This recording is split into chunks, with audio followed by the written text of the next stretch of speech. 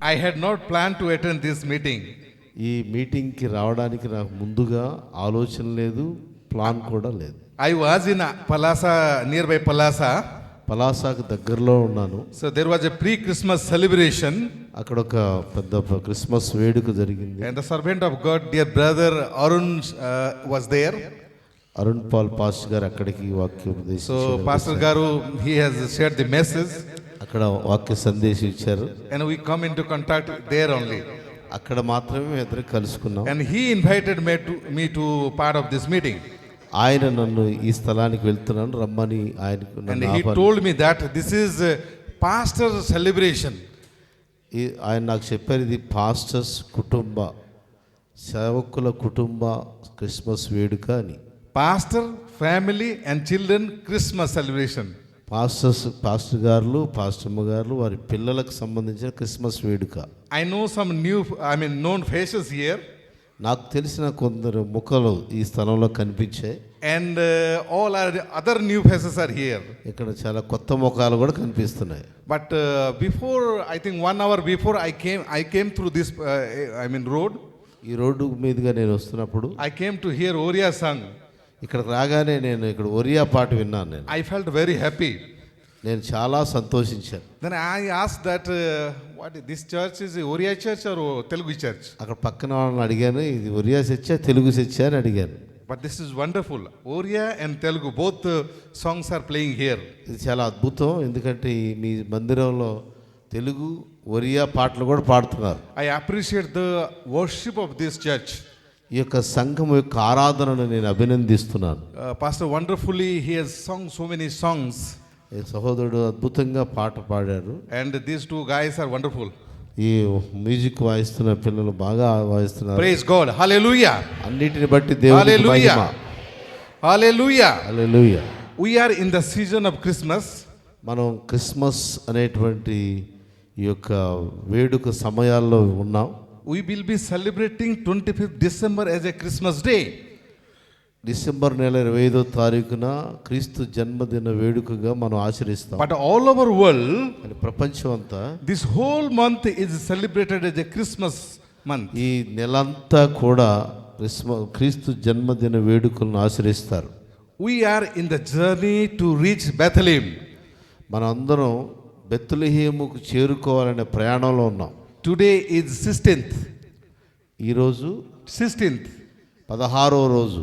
25th, another 9 days remain. ఇంకా 9 రోజుల తర్వాత 25వ తారీఖు వస్తుంది. So to reach 9 days, ఈ 9 రోజులు కూడా మనం చేరుకోవడానికి we are in the journey to reach Bethlehem. ఈ 9 రోజులు ఈ ప్రయాణం అంతా బెత్లెహేములో పుట్టిన యేసుని చేరుకోవడానికి. Before Jesus coming to this world, యేసు ఈ లోకానికి వచ్చాడు. so many people they come to this world. అనేక మంది ఈ లోకానికి వచ్చారు. The Lord's servants and women and men from men of God, they came to this world. చాలా మంది సేవకురాండ్రు ఇంకా గొప్పవారు అనే వాళ్ళు అనేకులు ఈ లోకానికి వచ్చారు. When you will read Matthew chapter 1, మత్తయి సువార్త 1వ అధ్యాయం చదివినప్పుడు you will be finding the total people's name, how Jesus came to this world. మత్తయి సువార్త 1వ అధ్యాయంలో ఎంతమంది వచ్చారో 1వ అధ్యాయం నుంచి 18వ వచ్చిన వరకు అబ్రహాము కుమారుడు ఇస్సాకు అంటూ ఆ వంశావళి రాసి ఉంటుంది. I do not want to preach that sermon. అదంతా నేను ఇప్పుడు మీతో చెప్పాలనుకోవట్లేదు. Just I want to give a greeting message. ఒక చాలా శుభాకాంక్షలు తెలియజేసే సందేశం ఇస్తాను. Lord's servants are here. సేవకులు అనేక మంది స్థలం ఉన్నారు. You know, AD 48 Christianity came to this India. 1840 సంవత్సరం 48 1808వ సంవత్సరంలో 48 ఓకే 48వ సంవత్సరం క్రీస్తు శకం 48వ సంవత్సరంలో మన భారతదేశానికి క్రైస్తవం వచ్చింది. Who came to this world? Who came to the India? ఎవరు ఈ దేశానికి వచ్చారు?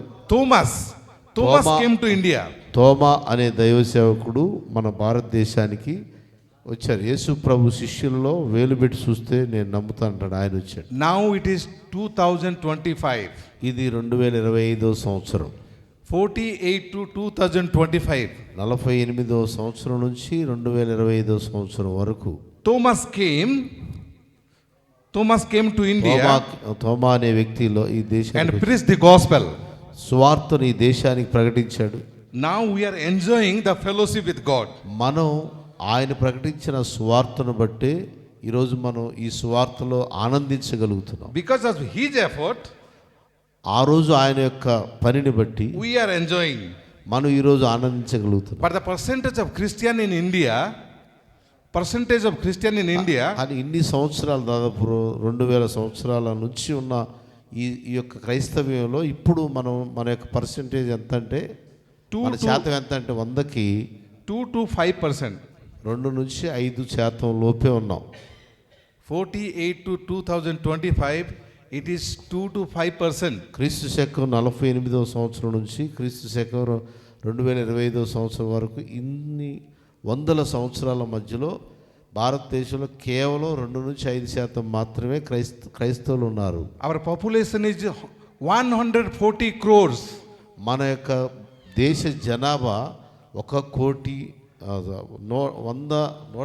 కోట్లు జనం. And we are 20 to 50 lakhs Christians. కానీ క్రైస్తవుల సంఖ్య మాత్రం 20 నుంచి 50 లోపే. No, 50 లక్షల లోపే not ఉన్నారు. 20, but it is more than 2 crores lakh. 20 కాదంట, 2 కోట్లకు పైన మాత్రమే ఉన్నాం మనం. 140 కోట్లలో 2 కోట్ల మంది మాత్రమే క్రైస్తవులు ఉన్నారు. In Lord's Prayer we are praying, Thy kingdom come. మనం ప్రతిరోజు పరలోక ప్రార్థనలు ఏం చేస్తామంటే నీ రాజ్యం వచ్చునుగాక అని చేస్తాం. I appreciate the efforts of yours. మీ అందరి యొక్క ఈ ఆనందాన్ని బట్టి లేకపోతే మీరు చేస్తున్న పనిని బట్టి నేను దేవుని స్తుతిస్తున్నాను. You are in God's business. మీరు దేవుని యొక్క వ్యాపారంలో ఉన్నారు. You are in God's business. మీరు దేవుని పనిలో ఉన్నారు. So how we should be effective in church ministry? మనం ఆ పరిచర్యని ఎలాగా ప్రభావితం చేయొచ్చు? I will be telling 5 B's and I will close. నాకు 5 సంగతులు మీతో చెప్పి ముగిస్తాను. Your house and my house should be the house of Bethlehem. మీ ఇల్లు మా ఇల్లు ఒక చిన్న బెత్లెహేముగా మారాలి. What do you mean by Bethlehem? ఆ బెత్లెహేం అంటే అర్థం ఏంటి? That is the house of bread. అది రొట్టెల ఇల్లు అని అర్థం. బెత్లెహేం అంటే రొట్టెల ఇల్లు అని అర్థం. The first B is for Bethlehem. Our house should be the house of Bethlehem, means our house should be the house of God, house of word. యేసుక్రీస్తు బెత్లెహేములో జన్మించాడు అంటే మన ఇల్లు బెత్లెహేం అవ్వాలంటే అర్థం ఏంటంటే మన ఇంట్లో కూడా యేసుక్రీస్తు ఉండాలి. మన ఇల్లు దేవుని ఇల్లుగా మారాలి. The first B is for Bethlehem. The first B is for Bethlehem. పూర్వకాలం అది Bethlehem. The second B is for Bethel. బీలు చెప్తున్నారు, 5 బీలు చెప్తున్నారు. మొదటి బి అనేది Bethlehem. The second B is for Bethel. That is the house of Bethel. రెండో B ఏంటంటే బేతేలు అనేటువంటి స్థలం. What do you mean by Bethel? Bethel అంటే అర్థం ఏంటి? House of God means Jacob, he confronts with God. Bethel అంటే దేవుని ఇల్లు అని అర్థం. Your house, యాకోబు దేవునితో అనుసంధానమైన స్థలం. your house, their house, my house should be the house of God, so that people will come to our house and they should confront to God directly.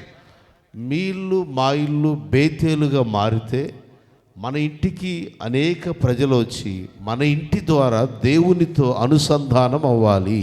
And the third B is Bethany. మూడో B ఏంటంటే Bethany అనేది బైబిల్లో ఉన్నటువంటి Bethany అనే ఊరు. What is the meaning of Bethany? Bethany అంటే అర్థం ఏంటి? It is a house of friendship.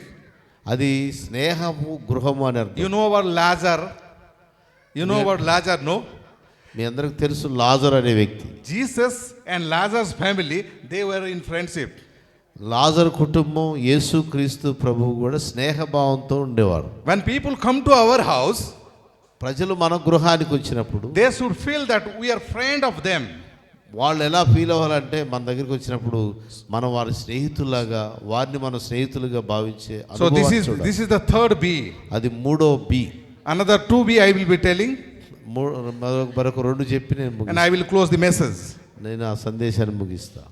Then the fourth B is నాలుగో బి ఏంటంటే is a Bethel. It is a Bethsaida. అది నాలుగో బి బెత్సైదా అనేటువంటి ఊరు. You know Bethsaida? బెత్సైదా మీకు తెలుసు? What happened there? అక్కడ ఏం జరిగింది? 38 years diseased person was healed there. 38 సంవత్సరాల వ్యాధి కలిగిన వాడు బాగుపడ్డాడు. Your house and my house should be the house of doctor. మీ ఇల్లు మా ఇల్లు వైద్యుని గృహంలాగా మారాలి. When people come to us, they should be healed in physically as well as spiritually. ప్రజలు మన గృహాలకు వచ్చినప్పుడు మన గృహంలో వారు శారీరకంగా ఆత్మీయంగా కూడా బాగుపడాలి. And the last one is Beersheba. ఐదవది Beersheba. బయర్షెబా. That is house of Beersheba. బయర్షెబా అనే ఇల్లు. That is house of covenant.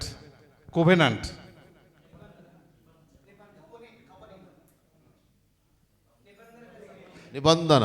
covenant. Yes. Jesus, God and we have a covenant. The house of బయర్షెబా covenant. అనేటువంటిది నిబంధన సంబంధమైన స్థలం.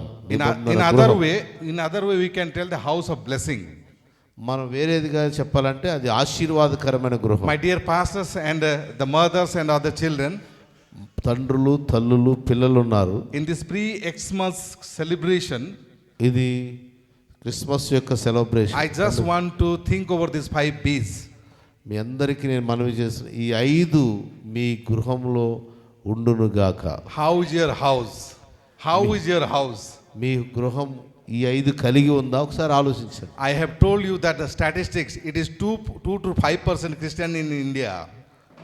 నేను మీకు ఆల్రెడీ చెప్పాను, మన భారతదేశంలో 2 నుంచి 5% మాత్రమే క్రైస్తవులు ఉన్నారు. Why not 10%? Why not 50%? Why not 100%? అవి ఎందుకు 10%, 20%, 50%, 100% కాకూడదు? Is it because of me?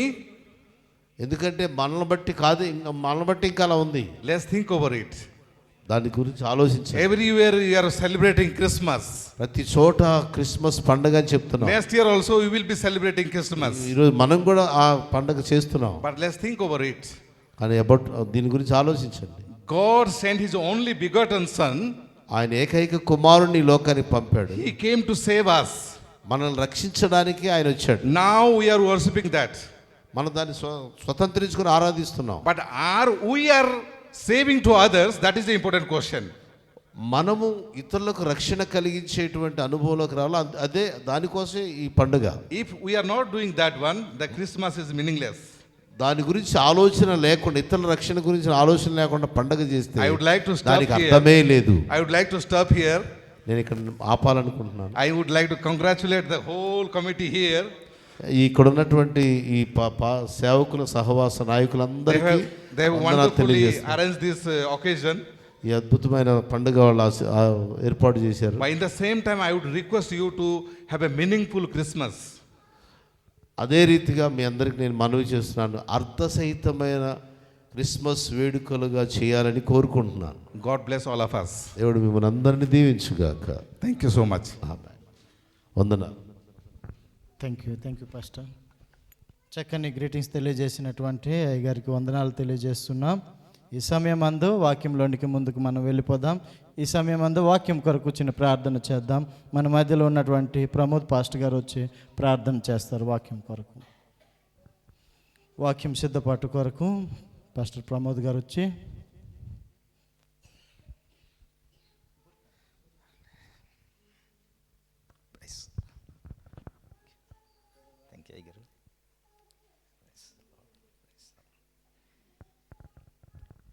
ప్రార్థన చేసుకుందాం.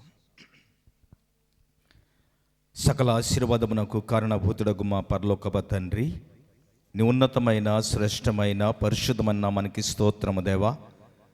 ఈరోజునైనా పాతపట్నం మండల పాస్టర్ ఫెలోషిప్ వారినైనా ఈ యొక్క క్రిస్మస్ సెలబ్రేషన్ చేస్తుండగా ప్రభువా, మా మధ్య మీరు ఉండండి నైనా, నాతో మాతో మా అందరితో మాట్లాడమని ప్రార్థిస్తున్నాం. నీ సేవకులను ప్రభువా నిలవబెట్టుకుని తద్వారా మీరే మాట్లాడమని, మీ ఆత్మ అభిషేకము దయచేయమని ప్రార్థన చేస్తున్నాం. ప్రతి గలిబిలి శక్తిని యేసుక్రీస్తు నామములో లయపరచండి. స్థిరమైన మనస్సు అందరికీ దయచేయండి. వాక్యం వైపు మనస్సు ప్రభు పెట్టుకుని హృదయం ప్రభా తెరిచి నీ మాటలు చక్కగా వినడానికి దయచేయమని ప్రార్థన చేస్తున్నాం తండ్రి. ఇదిగో ప్రభా, ఇదిగో ముందుగా తెలియజేసిన నీ దైవ సేవకులు కూడా ప్రభా, మీరు చక్కగా తన నోటి నుంచి ప్రభా 5 విషయాలు మాట్లాడినందుకు నీకు స్తోత్రాలు.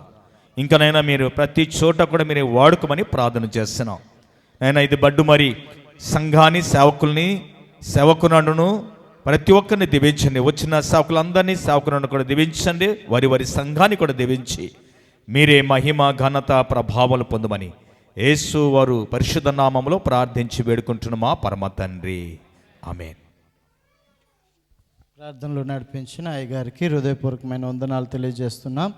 ఈ సమయం అందు నేరుగా వాక్యానికి వెళ్ళిపోదాం. మరి సమయం ఏమి వృధా చేయకుండా, మరి ఏం చెప్పినా దానికి మరలా చెప్తే దాని యొక్క సమయం పొడిగింపు అవుతుంది, కానీ అది ముగింపు కాదు. కాబట్టి మరి ఇంకా ఆలస్యం చేయకుండా మనల్ని ప్రేమించి ఏ ముఖ పరిచయం లేకపోయినా మా మధ్యలో ఉన్నటువంటి సహోదరుడు బ్రదర్ నవీన్ను బట్టి పాస్టర్ గారు మాకు ఈ దినం ఈ రీతిగా కలుసుకోవడానికి ప్రభు కృప చూపించారు. నేను ఎప్పుడూ కూడాను పాస్టర్ గారికి ఎప్పుడు చూడలేదు. ఎప్పుడైతే బ్రదర్ నవీన్ గారు మాతో పరిచయం అయ్యారో అప్పటి నుండి మరి ఆత్మీయ కుటుంబంలో అయ్యగారికి కూడా మేము కలుసుకున్నాం. అందుని బట్టి ప్రభుని స్తుతిస్తూ ఈ సమయం అందు అయ్యగారికి నేను సమయాన్ని ఇస్తున్నాను. అయ్యగారి పేరు వచ్చేసి పలకడానికి మేము చిన్నవాళ్ళం, కానీ చెప్పాలి మీ అందరికీ ఎవరు అనేది తెలియాలి కదా. గొంటి అరుణ్ పాల్ గారు వైజాగ్లో పరిచర్య చేస్తూ ఉంటారనమాట. మన మధ్యకి వర్తమానం కొరకై ఈ దినం నడిపించబడ్డారు. ఈ సమయం అందు అయ్యగారికి సమయాన్ని ఇస్తూ ఉన్నా. Happy Christmas. సీరియస్గా ఉన్నారు అందరూ? నవ్వుతూ చెప్పండి, హ్యాపీ క్రిస్మస్, హ్యాపీ క్రిస్మస్. ప్రభు అయిన యేసుక్రీస్తు నామములో మీ అందరికీ క్రిస్మస్ శుభాకాంక్షలు, శుభవందనాలు, శుభాశిష్యులు తెలియజేస్తున్నాను.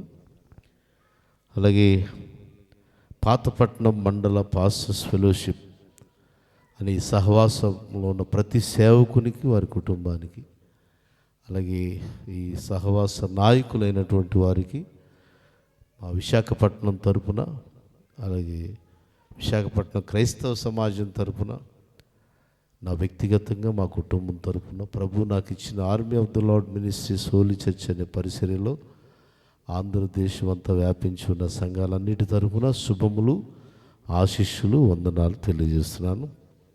నాకు ముందుగా వర్తమానాన్ని అందించిన ప్రియులు కే పాల్ గారికి ప్రత్యేకమైన వందనాలు. ఈరోజే పరిచయం అయ్యా. ఈరోజే ఉదయం వేరే మీటింగ్కి వచ్చాను నేను. ఎవరు అది? బొడ్డపాడు గ్రామానికి వచ్చాను. బొడ్డపాడు గ్రామానికి వచ్చాం.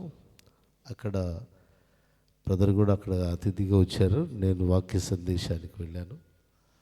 అక్కడ ఇద్దరు వేదిక మీద కూర్చున్నాం.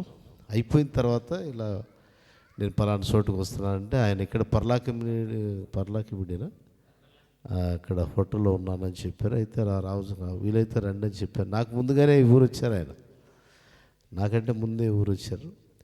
సో వారు నా మాట స్వీకరించి ఈ స్థలానికి వచ్చి అద్భుతమైన శుభాకాంక్షలు తెలియజేసినందుకు వారికి మీ అందరి తరపున, నా తరపున వందనాలు. వారిని అంగీకరించినందుకు సాగర్ గారికి కూడా వందనాలు.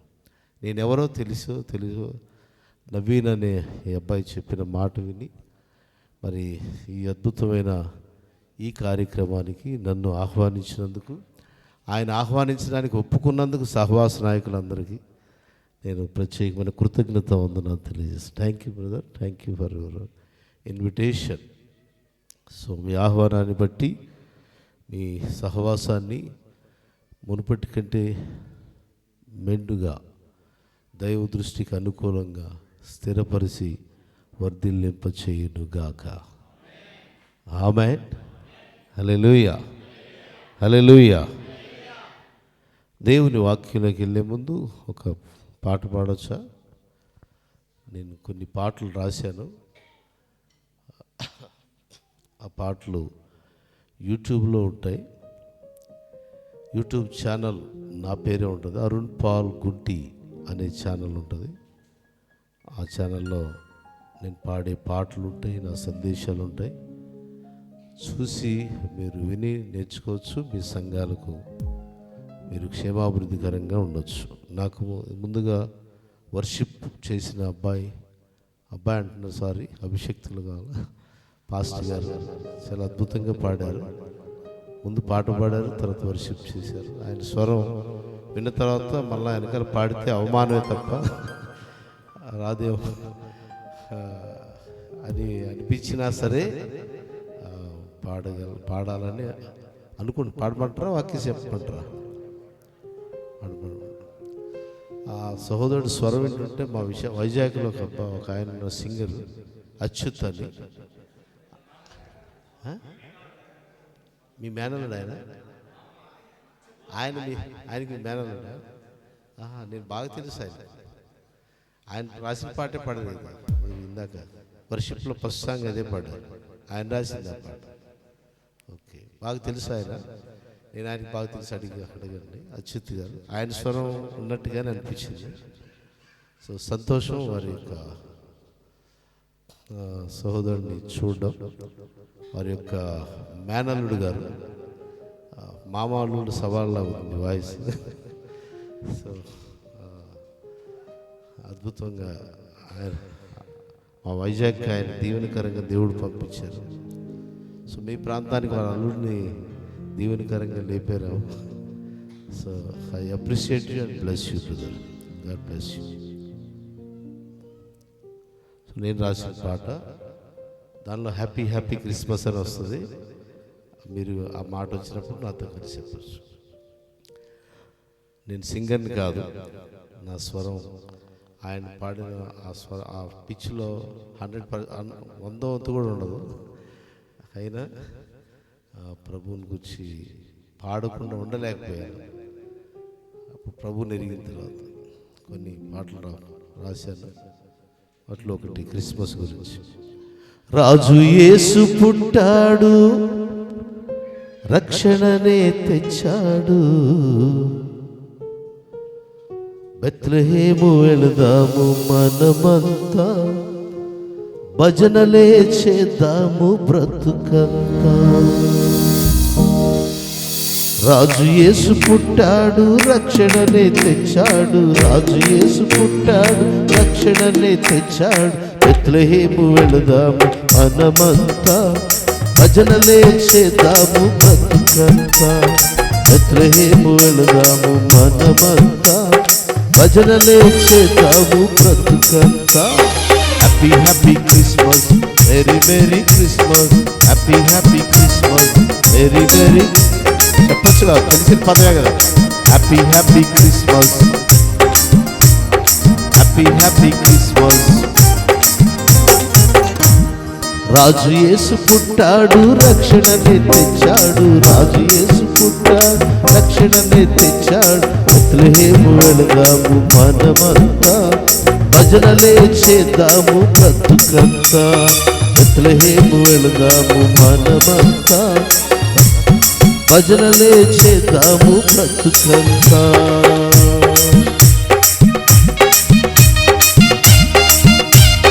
రాజులకు రాజంట, ప్రభువులకు ప్రభువంట, రాజులకు రాజంట, ప్రభువులకు ప్రభువంట, పసిబాలుడై పుట్టినాడంట, యూదులకు రాజు మన యేసంట, పసిబాలుడై పుట్టినాడంట, యూదులకు రాజు మన యేసంట. Happy happy Christmas, very very Christmas, happy happy Christmas, very very Christmas. దూతలే పాడారు, కాపరులే కొలిచారు, దూతలే పాడారు, కాపరులే కొలిచారు, నానులారాధించినారంట, మనమంతా కూడి ఆడుదామంట, నానులారాధించినారంట, మనమంతా కూడి ఆడుదామంట. Happy happy Christmas, very very Christmas, happy happy Christmas, very very Christmas. పాపులకు రక్షకుడు, ప్రజలకు తోడుంటాడు, పాపులకు రక్షకుడు, ప్రజలకు తోడుంటాడు, ఇమ్మానుయేలు దేవుడే సంట, ఇరుకులో విశాలతనిస్తాడంట, ఇమ్మానుయేలు దేవుడే సంట, ఇరుకులో విశాలతనిస్తాడంట. Happy happy Christmas, very very Christmas, happy happy Christmas, very very Christmas. రాజు యేసు పుట్టాడు, రక్షణనే తెచ్చాడు. రాజు యేసు పుట్టాడు, రక్షణనే తెచ్చాడు. బెత్లెహేము వెళదాము మనమంతా, భజనలే చేద్దాము బ్రతుకంతా. బెత్లెహేము వెళదాము మనమంతా, భజనలే చేద్దాము బ్రతుకంతా. Happy happy Christmas, very very Christmas. అందరూ చెప్తాం గట్టిగా, అందరూ గట్టిగా చెప్పండి. Happy happy Christmas, very very Christmas. Happy Christmas, happy happy Christmas.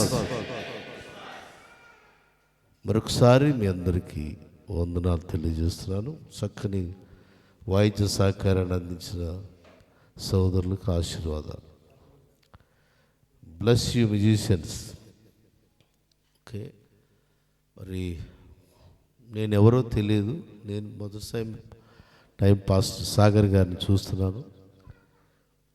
నేనెవరో తెలియకపోయినా నా గురించి చెప్పి నన్ను ఈ స్థలానికి మరొక విధంగా ఈడ్చుకొచ్చినట్టుగా తీసుకొచ్చినట్టు నవీన్, వాడికి ప్రత్యేకమైన అభినందనలు. నా సందేశం విన్న తర్వాత మీకు సంతోషం అయితే వాడికి అభినందనలు తెలియజేయండి. వాడన్నాడని నేను ఆత్మీయ కుమారుడు కాబట్టి వాడు అంటున్నాడు. అబ్బాయి చిన్నోడేం కాదు, వాడు దేవుని ప్రేమ అనే పత్రికని క్రైస్తవ పత్రిక, పక్ష పత్రిక నడిపిస్తున్నాడు. ఆ పత్రిక కావాలనుకున్నా లేదా ఆ పత్రికని చదవాలనుకున్నా అబ్బాయిని కలుసుకుంటే, సాగర్ గారిని అడిగితే ఆయన మీకు తెలియజేస్తారు. సో అబ్బాయి మాట విని నమ్మి, అబ్బాయి మాట నమ్మి నన్ను ఇంతమందిని ఒప్పించి మీ మధ్యలోకి, వారి సంఘ క్రిస్మస్ అంటే వేరు, సహవాస క్రిస్మస్కి పిలవాలంటే అందరూ ఒప్పుకోవాలి కదా. ఒప్పించి నన్ను ఆహ్వానించినందుకు సాగర్ గారికి మరొకసారి వందనాలు. పాస్టమ్ గారికి కూడా వందనాలు తెలియజేస్తున్నాం. Praise Lord. దేవుని వాక్యంలోకి వెళ్దాం.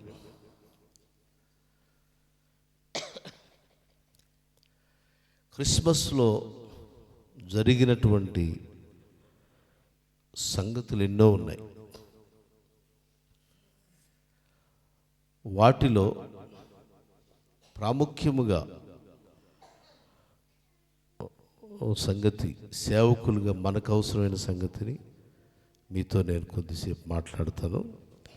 దేవుని వాక్యంలోకి వెళ్ళే ముందు ఈ వాక్యాన్ని చదువుకుందాం. లూకా సువార్త 2వ అధ్యాయం 25 నుంచి 32 వచనాల వరకు మా అన్నయ్య గారు అబ్బాయి, మా సొంత అన్నయ్య గారు అబ్బాయి ఎండాడలో వైజాగ్లో పరిచయం చేస్తున్న పాస్టర్ సూర్యం గారు వచ్చి చదివి వినిపించాలని మనవి చేస్తాం. లూకా సువార్త 2వ అధ్యాయం 25వ వచనం నుంచి 32వ వచనం వరకు.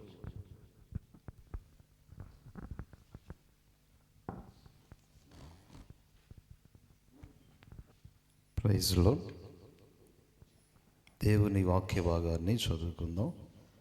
లూకా సువార్త 2వ అధ్యాయం 25వ వచనం నుండి చదువుదాం. యెరూషలేమునందు సిమియోను ఒక మనుషుడుండెను. అతడు నీతిమంతుడును భక్తిపరుడునై ఉండి ఇశ్రాయేలు యొక్క ఆదరణ కొరకు కనిపెట్టువాడు. పరిశుద్ధాత్మ అతని మీద ఉండెను. అతడు ప్రభు యొక్క క్రీస్తును చూడక మునుపు మరణము పొందడని అతనికి పరిశుద్ధాత్మ చేత బయలుపరచబడి ఉండెను. ఆత్మవశుడై అతడు దేవాలయములోనికి వచ్చెను. అంతటా ధర్మశాస్త్ర పద్ధతి చొప్పున ఆయన విషయమై జరిగించుటకు తల్లిదండ్రులు శిశువైన యేసును దేవాలయములోనికి తీసుకొని వచ్చినప్పుడు అతడు తన చేతులలో ఆయనను ఎత్తుకొని దేవుణ్ణి స్తుతించుచు ఇట్లనెను, నాదా, ఇప్పుడు నీ మాట చొప్పున సమాధానముతో నీ దాసుని పోనిచుచున్నావు. అన్ని జనులకు నిన్ను బయలుపరచుటకు వెలుగ్గాను, నీ ప్రజలైన ఇశ్రాయేలుకు మహిమగాను, నీవు సకల ప్రజల ఎదుట సిద్ధపరిచిన నీ రక్షణ నేను కనులారా చూచి తిని. దేవుడి కొద్ది లేఖను దీవించును గాక. నవీన్ ప్రార్థన చేస్తాడు. దేవుడు మనందరికీ క్షేమాభివృద్ధికరంగా వాక్కును వినిపించాలని. కళ్ళు మూసినట్టే ప్రార్థన చేసుకుందాం. మందర హృదయాన్ని ఎరిగిన మా దేవ, నీకు స్తోత్రము దేవ, ఎక్కువయ్యా. అయ్యా, మీ మందిరము దేవ, నీ మందిరంలో నీ సన్నిధిలో కూడుకుని దేవా, నీ మాటను వింటే మీరు సిద్ధపడుచుండగా దేవా, అయ్యా నీకు దేవా, నీకు స్తోత్రము దేవ. నీ దాసుని నోటిని మీరు బోరగా వాడుకొని మందరి కొరికే ఈ దినముందేవా ఈ మాట దాచించినావో ఆ నీ మాటతో దేవా మా అందరితో మాట్లాడమని, మా హృదయంలో ఆ మాటను నింపమని, అయ్యా నీ మాటను బట్టి మేము సంతోషించడానికి సహాయం చేయమని కోరుకుంటూ, అయ్యా నీ చేతులకు అప్పగిస్తుండగా దేవా మీరే మందరితో మాట్లాడి మహిమ పొందుకోమని యేసునామమున అడిగి పెట్టుకుని పదం తండ్రి, ఆమేన్. God bless you. ప్రియులారా, ఇది క్రిస్మస్ పండుగ లేకపోతే క్రీస్తు జన్మ ఒక లోకానికి పండుగ ఎందుకైందంటే క్రీస్తు లోకానికి వచ్చాడు కాబట్టి. ఎంతమందికి అర్థమైంది? ఈ లోకానికి ఎందుకు పండుగ ఏంటంటే Jesus came to this world. That's why world was celebrating about his birth. ఆయన పరలోకాన్ని విడిచిపెట్టి భూలోకానికి దిగొచ్చాడు కనుక అది భూలోకమంతటికి పండుగ అయింది. ఆమేన్. హల్లెలూయా, హల్లెలూయా, హల్లెలూయా. ఆయన పుట్టినరోజు పరలోకము నుంచి దేవదూతలు దిగివచ్చి దేవదూత గొర్రెల కాపరులతో చెప్పిన మాట ప్రకారం లూకాసు వార్త 2:10 వచనాల ప్రకారం ప్రజలందరికీ కలుగబోవు మహాసంతోషకరమైన శుభవర్తమానం, ప్రజలందరికీ కలుగబోవు మహాసంతోషకరమైన శుభవర్తమానం మీకు తెలియజేస్తున్నాను. అంటే నేను మీకు ఇప్పుడు చెప్తున్నాను కానీ నేను మీతో చెప్తున్న ఈ వార్త ఏదో ఒక రోజు ప్రజలందరికీ మహాసంతోషకరమైన శుభవర్తమానం అవుతుంది అని చెప్పారు. స్తోత్రం కలుగును గాక. హల్లెలూయా, హల్లెలూయా. ఆ మాట ప్రకారం ప్రజలందరూ ఈ సమయంలో ఈ దేశం ఆ దేశం, ఈ భాష ఆ భాష, ఈ జాతి ఆ జాతి, ఈ వర్గం ఆ వర్గం, ఈ స్థితి ఆ స్థితి, ధనవంతుడు పేద అనేటువంటి చదువు ఉన్నవాడు చదువు లేనివాడు అనే తేడా లేకుండా యేసుక్రీస్తు యొక్క జననం అందరి నోట హ్యాపీ హ్యాపీ హ్యాపీ హ్యాపీ అని, జీవితంలో హ్యాపీ లేకపోయినా నోటితో మాత్రం హ్యాపీ అని చెప్పుకునేలాగా చేసింది. దేవుని స్తోత్రం. దీనంతటికి కారణం ఏంటంటే ఆయన పరలోకమును విడిచి ఈ లోకానికి వచ్చాడు. ఆయన ఎక్కడికి వస్తే అక్కడ హ్యాపీ. స్తోత్రం చెప్పండి. హల్లెలూయా. ఆయన ఎక్కడికి వస్తే అక్కడ హ్యాపీ. మీకు తెలుసా, ఆయన గర్భంలో ఉన్నాడు అనుకోండి, గర్భాల్లో ఉన్న బిడ్డలకు ఆనందం ఇచ్చేవాడు. తెలుసు మీకు. ఉదాహరణకి లూకాసు వార్త 1వ అధ్యాయంలో యేసు ప్రభు ఇంకా గర్భంలో ఉన్నప్పుడు యేసు తల్లి అయిన మరియా ఎలిజబెత్ అనే వారి బంధువింటికి వెళ్ళింది. బంధువింటికి వెళ్ళినప్పుడు ఎలిజబెత్ పరిశుద్ధాత్మతో నింపబడి ఏమంటుందంటే, నా ప్రభువు తల్లి నా యొద్దకు వచ్చుట నాకు ఎలా ప్రాప్తించను? ఆమె వందన వచ్చిన వినగానే నా గర్భములోని శిశువు ఆనందముతో గంతులేసాడని చెప్పి స్తోత్రం చెప్పండి. అవునా? చూడండి, కావాలంటే అక్కడ ఉంది. 42 నుంచి మీరు చదువుకుంటే అక్కడ 44 వచనంలో ఈ మాట రాసి ఉంటుంది.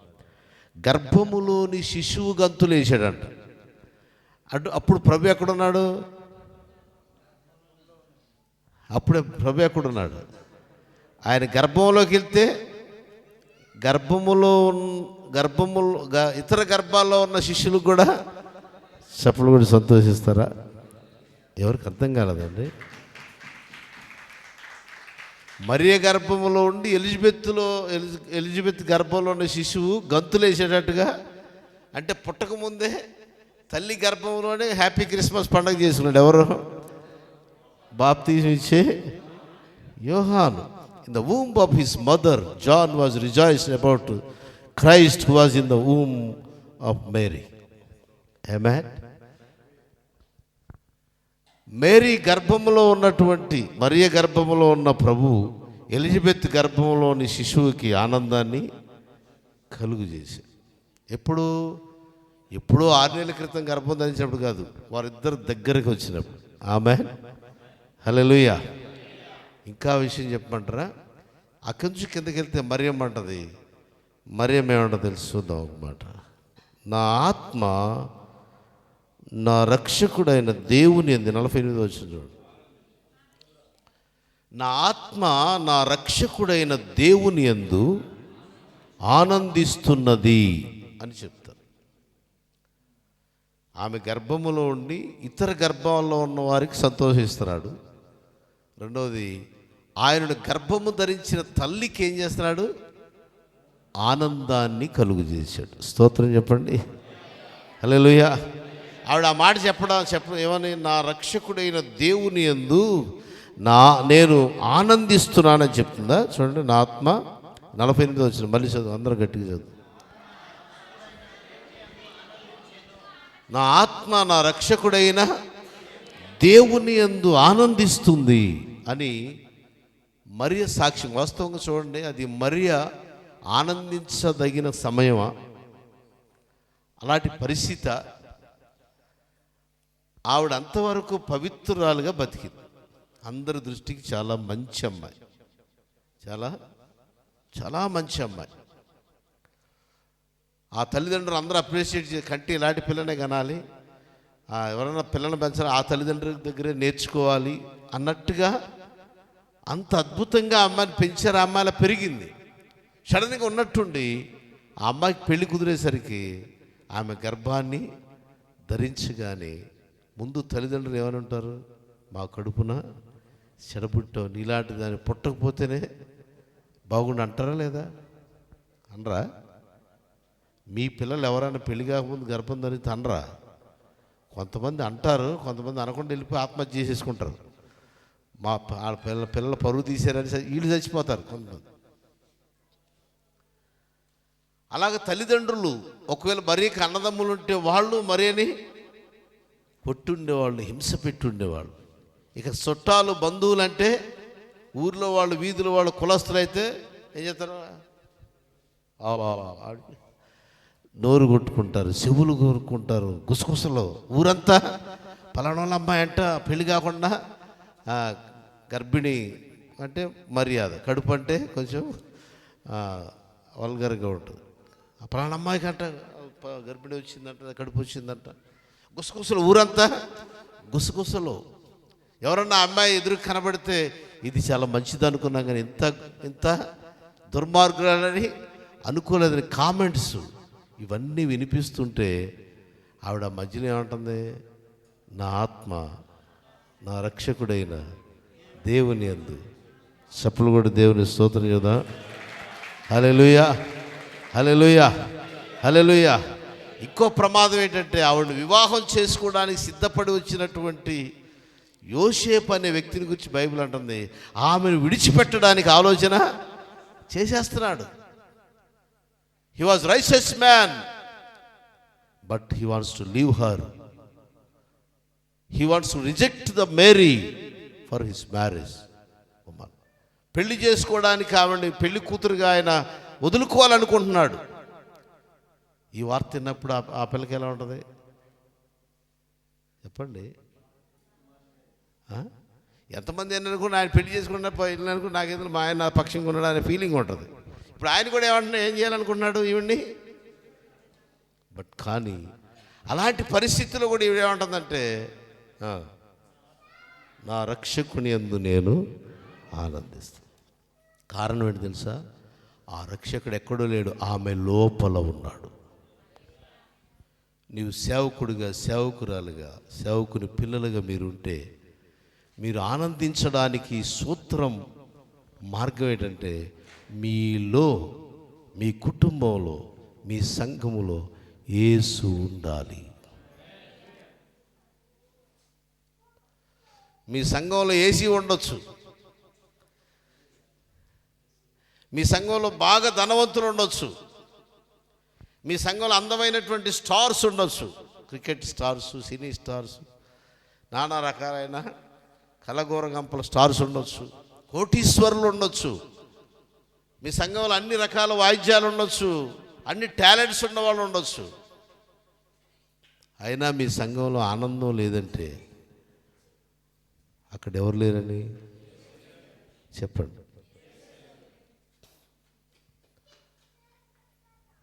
సేవకులుగా మీ అందరికీ నాదొక ప్రశ్న. You have confidence about your life. Yes, Jesus in my life. You have confidence Jesus is in my ministry or my church.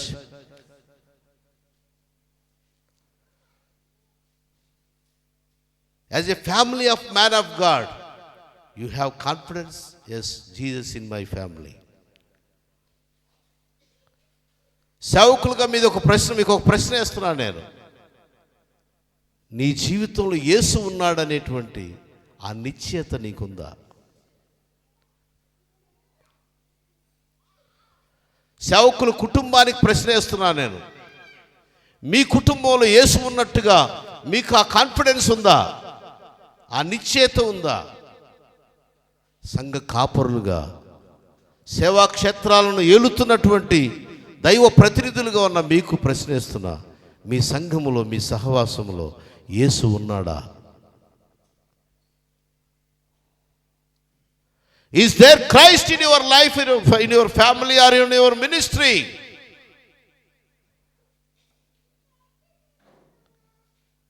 ఒకవేళ ఉంటే ఆ సంఘం మీద ఎవడు రాయేసినా, ఆ పాస్టర్ గారి మీద ఎంతమంది నిందలేసినా, ఆ పాస్టమ్మ గారి మీద, ఆ కుటుంబం మీద ఎంతమంది రాళ్ళు వేసినా, ఆ కుటుంబం ఆనందిస్తూనే ఉంటుంది. Amen. Where is Jesus, there is joy. Amen. ఎక్కడ యేసు ఉంటే అక్కడ ఆనందమే. నమ్మితే సప్పుడు కూడా ఆయన స్తోత్రం చెబుదాం.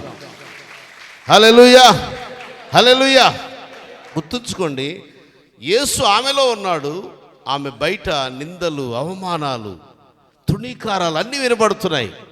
కానీ వస్తున్న ఈ యొక్క శ్రమ, ఈ నింద, ఈ అవమానం, ఈ బాధ ఆవిడని అసలు ఏమీ చేయలేకపోతున్నాయి.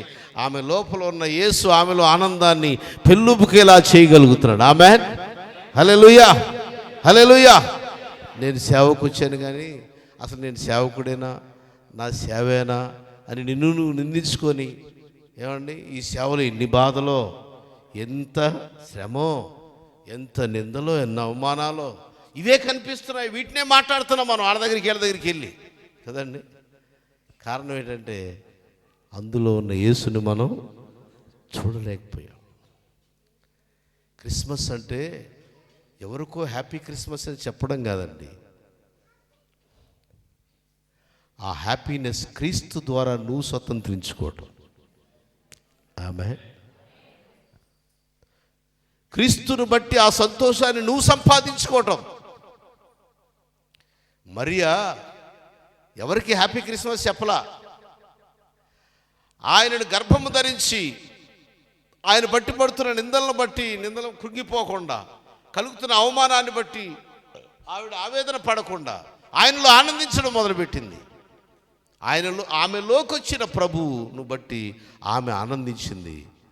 అప్పుడు ఆమె లోకానికి ఇదిగో రక్షకుడని చూపించి అందరికీ సంతోషాన్ని ఇవ్వగలిగింది. ఎప్పుడు నువ్వు యేసును చేర్చుకొని నీ లోపల, నీ కుటుంబంలో, నీ సేవలో ప్రభువును చూసి ఆయనలో ఆనందించగలుగుతావో అప్పుడే ఆయన ఇతరులకు చూపించే ఆనందాన్ని పంచగలిగిన వ్యక్తిగా మారుతావు. ఆ ఆనందాన్ని నువ్వు స్వతంత్రించుకోకుండా ఆ ఎక్స్పీరియన్స్ నీవు లేకుండా ఏదో ఎవరో చెప్పింది విని, యూట్యూబ్లో విని, లేకపోతే ఫేస్బుక్లో విని, లేకపోతే బైక్లో విని, ఇలాంటి కోటాలకి వెళ్ళి వాళ్ళు చెప్పింది వీళ్ళు చెప్పింది నువ్వు కూడా బైక్ తీసి హ్యాపీ క్రిస్మస్ అంటే నీకే లేదు హ్యాపీ, ఇంకా వాళ్ళకే ఇస్తావు. ఎందుకురా బాబు సేవకు వచ్చాను నేను, నువ్వు పట్టేసుకుంటున్నావు కదా. ఎవరో కనపడగానే అయ్యగారు మా పేద సంఘం అండి, మా చిన్న సంఘం అండి, చాలా ఇబ్బంది పడుతున్నాం అండి, సేవకు వచ్చిన తర్వాత చాలా బాధపడ్డానండి, నేను పడిన బాధ ప్రపంచంలో ఎవరో పడలేదండి, ఇలాంటి కబుర్లని చెప్పే బాధలు చెప్తున్నావు. కానీ నీలో ఉన్న క్రీస్తు నీకు అనుగ్రహించిన ఆనందాన్ని చెప్పలేవు. కారణం ఏంటంటే ఆ సంతోషాన్ని నువ్వు ఇంకా అనుభవించలేదు.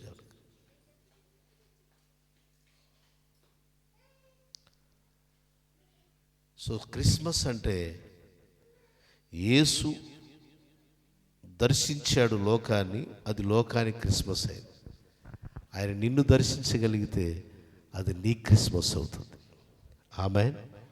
హల్లెలూయా, హల్లెలూయా, హల్లెలూయా, హల్లెలూయా. సో మీ అందరికీ నేను ఇదే ప్రశ్న వేస్తున్నా. మీకు ఇక్కడి నుంచి వెళ్ళిన తర్వాత ఈ సంవత్సరం అంతా నీ జీవితంలో యేసు ఉన్నాడా? ఆయనలో నువ్వు ఆనందించగలుగుతున్నావు? నీ భార్య నీ పిల్లలు కలిసి జీవిస్తున్న కుటుంబంలో యేసు ప్రభు ఉన్నాడా? ఆ కుటుంబం యేసులో ఆనందించగలుగుతుందా? నువ్వు చేస్తున్న సేవా పరిచర్యలో యేసు ఉన్నాడా? ఆ సంఘం యేసునందు ఆనందించగలుగుతుందా? నేనేమంటానంటే మరియా యేసుని లోపల ధరించుకొని ఆయనలో ఆనందించగలిగింది గనుక మనందరికీ ఆనందాన్ని ఇవ్వగలిగింది. అర్థం కాలేదా? నీవు ఇతరులకు యేసును చూపించి ఆ యేసులోని ఆనందాన్ని వాళ్ళకి పంచగలిగిన వ్యక్తిగా మారాలంటే ఆయన మొదట నీలో చేర్చుకుని ఆయనలోని ఆనందాన్ని నీవు రుచి చూడాలి, నువ్వు అనుభవించాలి. అప్పుడే ఇతరులకు ఆ సంతోషాన్ని నువ్వు పంచగలిగిన వ్యక్తి అవుతావు. ఎవరో చెప్పారండి హ్యాపీ క్రిస్మస్, నువ్వు కూడా చెప్తే వాళ్ళకి హ్యాపీ రాదు.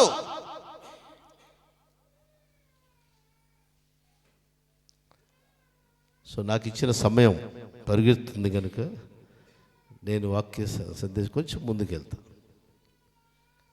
యేసుని నీలోకి స్వీకరించు. యేసు నీ దగ్గరికి రావాలి కదా. గుర్తుపెట్టుకోండి, మనం క్రిస్మస్ ఆరాధనలో కొంతమంది నాటకాలు వేస్తుంటారు కదా. ఈ నాటకాల్లో రెండే దృశ్యాలు చూపిస్తారు మనకు. అవేంటి? గొర్రెల కాపరులు వచ్చారు, రెండోది చెప్పండి, వీళ్ళు యేసు ప్రభు దగ్గరికి వచ్చారు.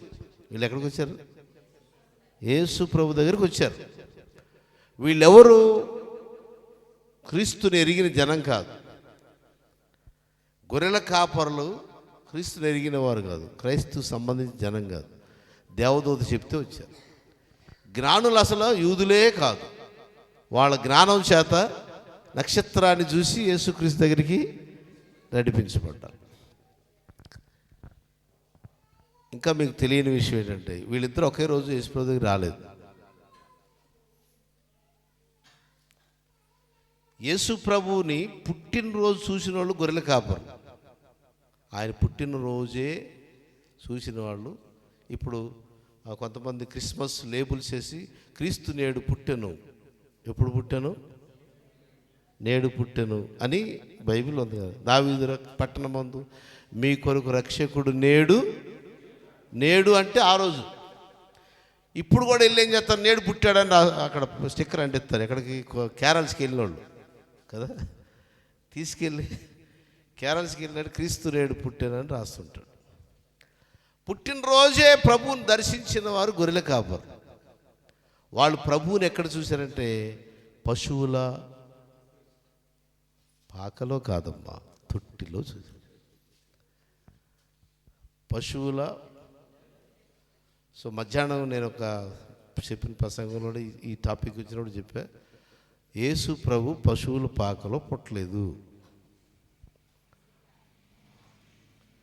ఇక్కడున్న మీ అందరికీ పాస్టర్ గారు కదా, పశువుల పాక అనేటువంటి స్థలం అనే మాట యేసు ప్రభు జన్మకు సంబంధించిన ఆ లేఖన భాగాలు ఎక్కడైనా మీరు చూపిస్తే నేను మీకు 1000 రూపాయలు ఇస్తాను. ఈరోజే వెళ్ళిపోయేలో ప్రయత్నం చేసి ఓడిపోతే నాకు మీరు 10,000 ఇవ్వండి, అవి ఇక్కడే పండగ కోసం ఖర్చుకి ఇచ్చేసి వెళ్ళిపోతుంది పాస్టర్ గారు.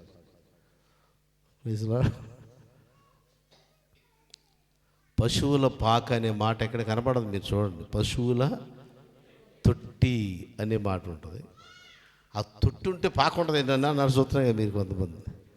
ఎందుకు ఉండదో మధ్యాహ్నం నేను చెప్పి అక్కడ కూర్చుని వాళ్ళు ఎవరన్నా అడగండి. ఇప్పుడు అది చెప్పడానికి మనసు లేదు. ఇప్పుడు ఈసారి ఎప్పుడైనా చెప్తా. స్తోత్రం కలుగునుగా.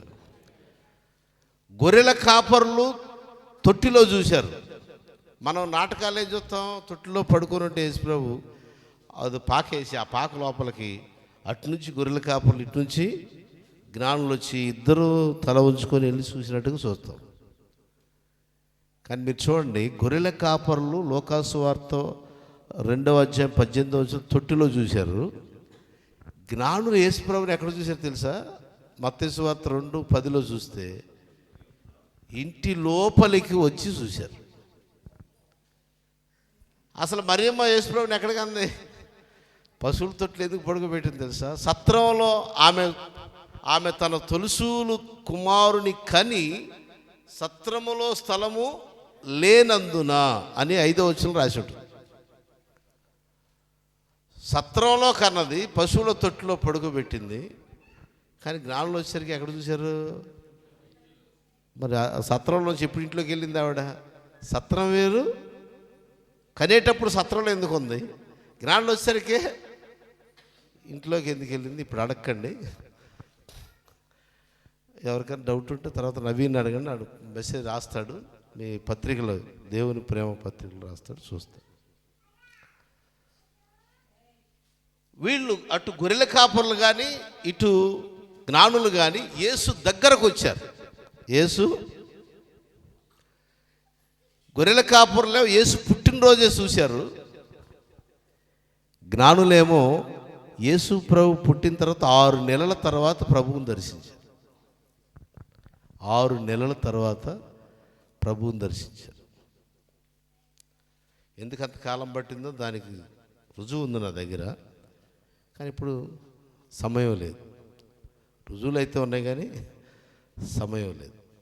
అయితే గుర్తుపెట్టుకోండి, ఈ మధ్యలో మనం చదివాను చూసావా?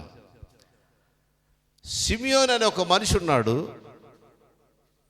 ఈయన యేసు దగ్గర రాలా. ఈయన యేసు దగ్గరికి రాలా, యేసు ఆయన దగ్గరికి వెళ్ళాడు. చప్పలు కొడతారా? యేసుక్రీస్తు ప్రభువే సిమియోన్ దగ్గరికి వెళ్ళాడండి. జ్ఞానులు బయలుదేరి దారిలో ఉన్నారు, యేసు ప్రభు దగ్గర రాలా. గొర్రెల కాపరులు ఆల్రెడీ వచ్చి చూసి వెళ్ళిపోయారు. ఈ మధ్యలో జ్ఞానులను తనను దర్శించక మునిపే యేసుక్రీస్తు ప్రభు సిమియోను దగ్గరికి వెళ్ళాడు. సిమియోను దగ్గరికి యేసు ప్రభు వెళ్ళినప్పుడు యేసు ప్రభు వయసు ఎంత తెలుసా? 8 రోజులు.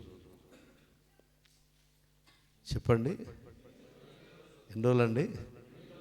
8 రోజులు. యేసు ప్రభుని 8వ దినమున దేవాలయానికి ధర్మశాస్త్ర పద్ధతి చొప్పున చేయడానికి దేవాలయానికి తీసుకుని వెళ్ళారు. అక్కడ సిమియోన్ అనే ఒక మనుషుడు ఉన్నాడు. అతని దగ్గరికి యేసు ప్రభు వెళ్ళాడు. అతను యేసు ప్రభుని చూడగానే ఒక 4 సంగతులు చెప్పాడు. ఇది నా మెసేజ్. ఇప్పటివరకు ఉపోద్ఘాతమే. నాకు ఇచ్చిన సమయం అధ్యక్షుల వారు అయ్యారా? అంతేనా? అధ్యక్షుల వారైతే 9 వరకు ఇచ్చారంటే 15-20 నిమిషాలు ఉంది. నన్ను ఆహ్వానించిన సోదరులు 8-9 వరకు ఇచ్చారు. ఈ లోపుగా చెప్పడానికి ట్రై చేస్తా. సిమియోను యేసు ప్రభుని తన చేతిలోకి తీసుకున్నాడు.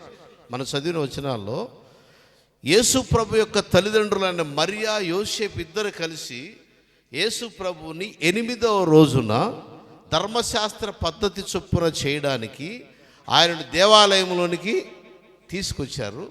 అక్కడ సిమియోన్ అని ఒక మనుషుడు ఉన్నాడు. ఆ మనుషుని గురించి అక్కడ రాయబడినటువంటి మాట 25వ వచనంలో అతని యొక్క లైఫ్ని గురించి రాస్తారు.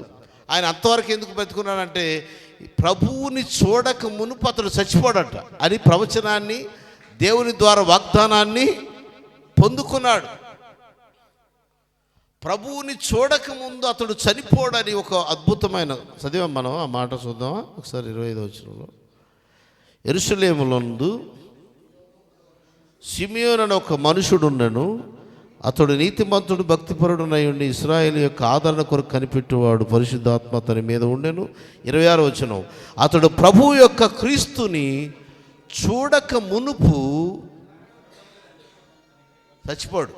అంటే యేసుప్రభు అప్పుడు పుట్టకపోయినా, ఇప్పుడు వరకు బతికే ఉండేవాడు. ప్రభు పుట్టిన తర్వాత ప్రభువును చూసి ఆయన చనిపోవాలి. అది దేవుడు అతనికి ఇచ్చిన వాగ్దానం.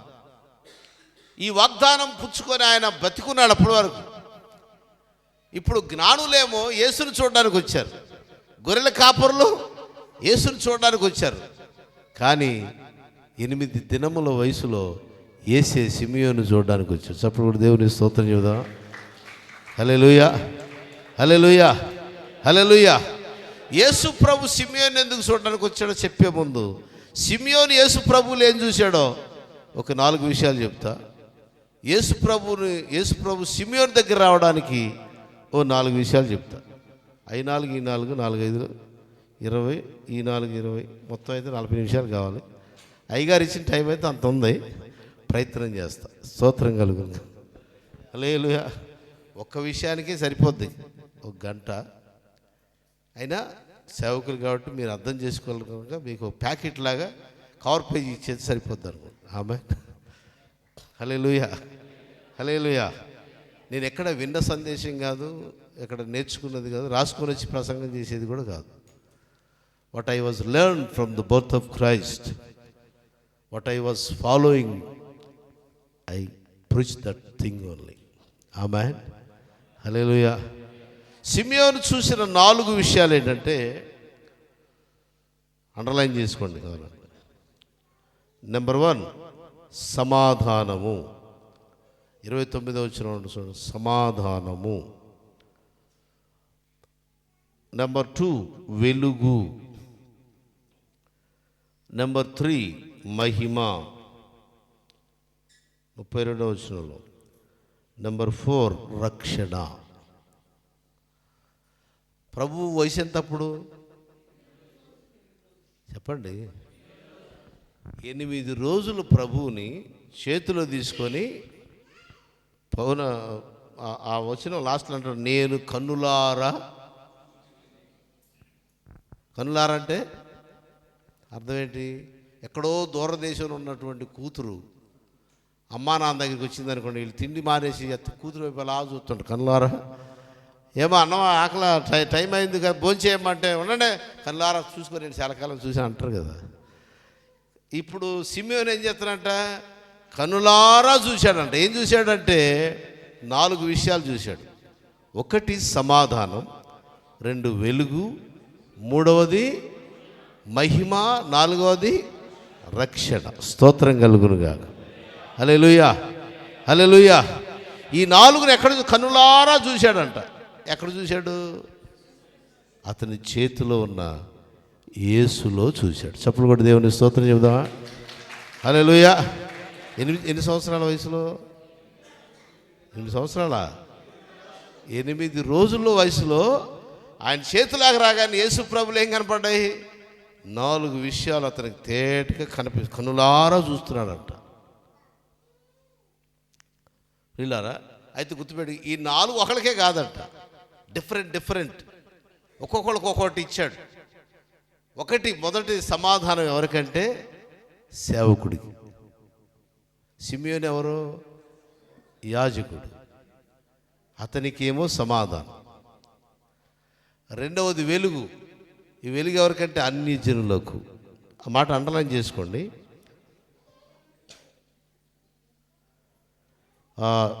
నీ దాసుని. సిమియోను ఎవరని చెప్పుకుంటున్నాడు? తను దేవుని దాసుని. నీ దాసుని, సమాధానముతో నీ దాసుని అంటే అర్థమేంటి? దైవ సేవకులకి సమాధానం. ఓకే, తర్వాత వివరిస్తాను నేను. 2వది అన్యజనులకు వెలుగు, అన్యజనులకు వెలుగు. అండర్లైన్ చేసుకోండి, అన్యజనులకు వెలుగు. మూడవది ఇశ్రాయేలులకు మహిమ. ఇశ్రాయేలులకు ఉందా లేదండి? ఇశ్రాయేలులకు మహిమ. నాలుగవది సకల ప్రజలకు రక్షణ. చప్పులు కొట్టి దేవుని స్తోత్రం చెబుదామా? హల్లెలూయా, హల్లెలూయా, హల్లెలూయా, హల్లెలూయా. ఓకే, అర్థమైన వాళ్ళందరూ ఒకసారి నాతో కలిసి చెప్పండి. సేవకులకు సమాధానం, అన్యజనులకు వెలుగు, ఇశ్రాయేలులకు మహిమ, సకల జనులకు రక్షణ. సో సమాధానం, వెలుగు, మహిమ, రక్షణ. చెప్పండి. కొంతమంది చెప్పట్లేదు సూత్రం, ఇలా కళ్ళతో చెప్తున్నారు. అందరు గట్టిగా చేద్దాం.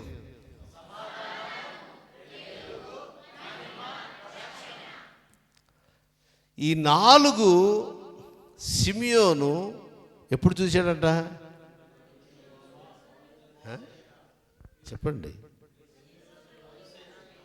యేసు ప్రభు తన చేతిలోకి రాగానే, ఇవి కనులారా చూసినట్టుగా సాక్ష్యం ఇస్తాం. ఇప్పుడు ప్రియులారా, ఇవి అతను చూడాలంటే ఎంతకాలం నుంచి ఉన్నాడో నాకు తెలియదు, కానీ నాకు తెలిసి 80 సంవత్సరాల పైనే ఉండుంటాడు అతని వయసు. ఎందుకంటే చచ్చిపోవడానికి వాగ్దానం పొందాడు కదా.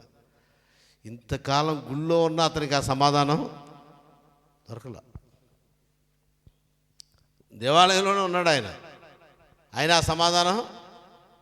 నువ్వు ఎంతకాలం నుంచి సేవ చేస్తున్నావు, అప్పు చేసావు, తప్పు చేసావు, అబద్ధం ఆడావు, నెలకు ఒక బోర్డు మార్చావు, సంవత్సరానికి ఒక బోర్డు మార్చావు. ఏ మిషనరీ రాగానే ఆ మిషనరీకి మేము ఏ సేవలో లేవండి, మేము ఇండివిజువల్గా సేవ చేసుకుంటున్నామండి, మాకు మేమే సేవ చేసుకుంటున్నాం. ఇన్ని అబద్ధాలు ఆడి మందిరం కట్టేసి అనుకుంటున్నావు.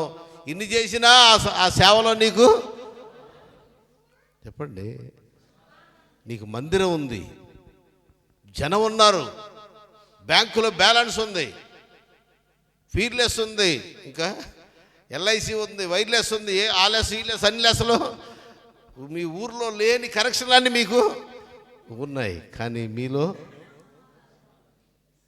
కారణం ఏంటి తెలుసా? కారణం ఏంటంటే మీ చేతిలో ఏదో ఉంది కానీ మీ దగ్గర యేసు లేడు.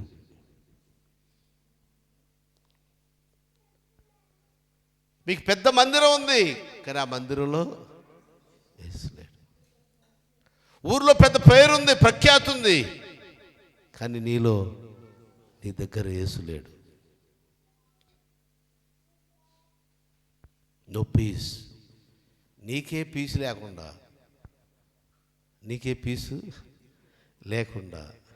నువ్వు పీస్ అని ఎవరికి, నీకే హ్యాపీ లేకుండా హ్యాపీ అని మోసపోకండి, దేవుడు వెక్కిరించబడు. ఇది సేవకుల సహవాస వేడుక కదా.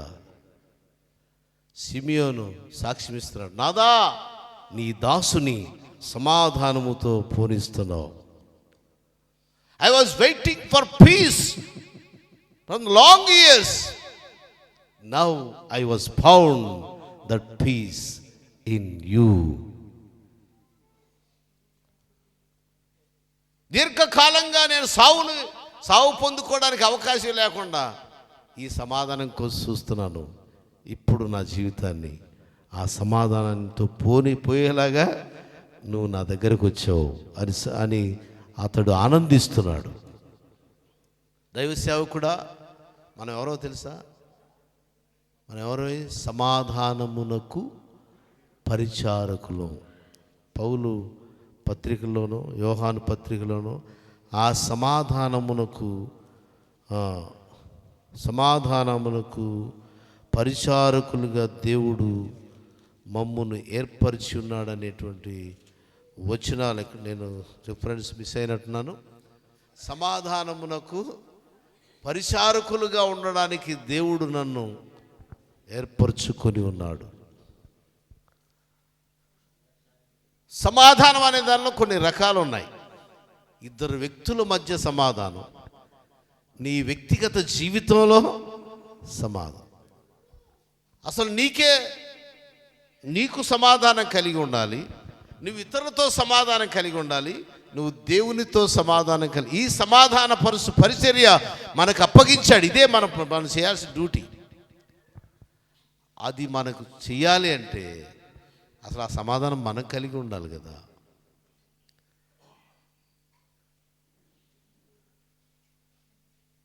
సో దైవ సేవకుడా, నువ్వు చేస్తున్న సేవను బట్టి నీకు సమాధానం ఉందా? తెల్లారు లేచిన దగ్గర నుంచి ఇటువైపు వెళ్తే ఏమొస్తుందని, దానికోసం ఏ గిఫ్ట్ వస్తుందో, ఈరోజు ఎక్కడ సహవాసం, ఈరోజు ఎక్కడ ఫెలోషిప్, ఎక్కడ ఏ గిఫ్ట్ ఇస్తారు, వీటి కోసం వెతుక్కుంటా వెళ్ళిపోతూ, మా పాస్టర్ గారండి ఎప్పుడు కనపడ్డండి, ఎప్పుడు ఏదో ఒక ఫెలోషిప్ అని అక్కడికిక్కడ తిరుగుతుంటాడు. కానీ మా పాస్టర్ గారు, ఆయనకి సమాధానం లేదు, ఆయన కాబట్టి మాకు కూడా సమాధానం లేదని సంఘము ఏడుస్తుందా?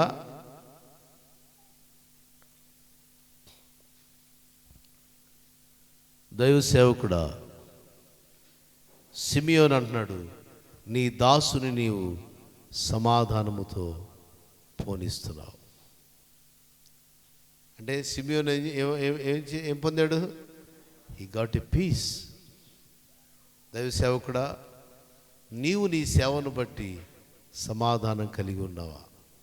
ఎప్పుడు నింద కలిగేటప్పుడు మరియ ఎలాగైతే ఆనందించగలిగిందో, నువ్వు విశ్వాసంలో 1,00,000 రూపాయలు కానుకిచ్చారనుకోండి, సంఘంలో 1,00,000 రూపాయలు కానుకొచ్చింది అనుకోండి, మీ చర్చికి ఎవరో 1,00,00,000 రూపాయలు కానుకిస్తారు అనుకోండి, మహా ఆనందంతో ఉన్నావు అనుకుందాం. మీ చర్చిలో కానుక పెట్టిలో చిల్లర డబ్బులు తప్ప రూపాయలు నోటు అక్కడ కూడా పడలేదనుకోండి, బయటికి వెళ్ళి ఆ సంతోషాన్ని, ఆ సమాధానాన్ని అందించగలుగుతున్నావా? అంటే నీ సంతోషం, నీ సమాధానం డబ్బులోనా, క్రీస్తులోనా? ఎల్లప్పుడూ ప్రభువునందా పెట్టలేందా? చెప్పండి. ఎల్లప్పుడూ పెట్టినందు ఆనందిస్తావు కదా. గిఫ్ట్లో ఆనందిస్తావు. క్రిస్మస్కి వెళ్ళినందుకు సంతోషం ఉండదు. గిఫ్ట్ ఆడికి ఇచ్చాడు, నాకు ఇలేదని వాడిని సంతోషంగా ఉండేవి, ఇచ్చినవాడు సంతోషంగా ఉండేవు, తీసుకున్నవాడు సంతోషం, నువ్వు అసలు సంతోషంగా ఉండలేవు.